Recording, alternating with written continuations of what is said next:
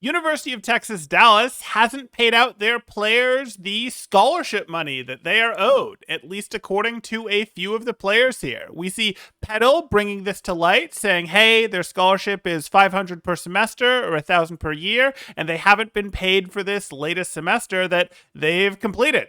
Some of their players, in fact, have even graduated, but they completed this semester a bit ago, haven't been paid. Apparently, in previous semesters, they would have been paid, during the semester. So that's not great to see. Bit of a shame, considering I'd have probably told you yesterday after the video about Tier 2 orgs and the shady one that hadn't paid out its players yet or its staff, owed them $33,000, that Collegiate is mostly the better place. Collegiate isn't perfect, but most of the top programs are good. And there's no doubt that UTD is a top program in Collegiate Overwatch. In fact, if we go over to Louis here, who's giving us some background with a longer thread, he's going to detail for us that they've got a top Super Smash Brothers program. They've won nationals once or twice there. They're top 6 in Rocket League. So they can look at that and go top 6. If we want to talk about Overwatch, they're a very good one there as well. They're going to play in the top 8 generally, and you can't really complain. They've actually taken down Northwood twice in the last year, if memory serves. They can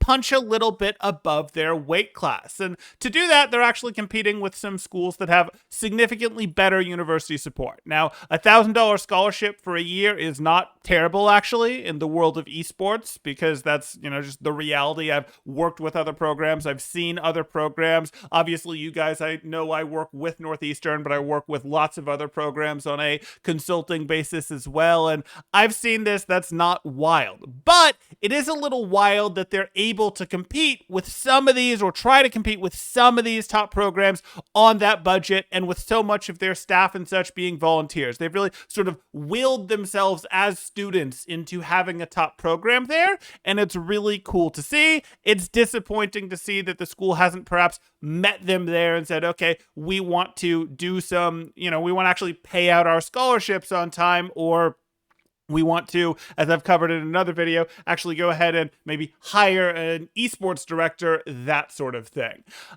So yeah, we look at this. That's not amazing to see. Apparently, it's also this scholarship level has hurt their ability to recruit top players. That's pretty standard. If you don't have the scholarships of some of these big boys, you are going to struggle to get some of the top contenders, potential OWL players. Speaking of level of play, these top 4 teams do mostly look like Contenders teams. You'd look at them, you'd go, wait, basically all of those players have played in Contenders before. In fact, Redbirds, not this last semester, but the prior one, was 3 American Tornado players and then 3 players from other Contenders teams. That made up their team. Okay, that's clearly full Contenders level. In this next sort of tier of 4, you'd see a mix of former Contenders players or current Contenders players and really top OD teams. And then really through the rest of the top, say, 20, you'd see the occasional Contenders player littered in there, surrounded by a bunch of top Open Division players. That's mostly what you'd see there, players that you wouldn't be surprised to see get very high placements or even win Open Division. So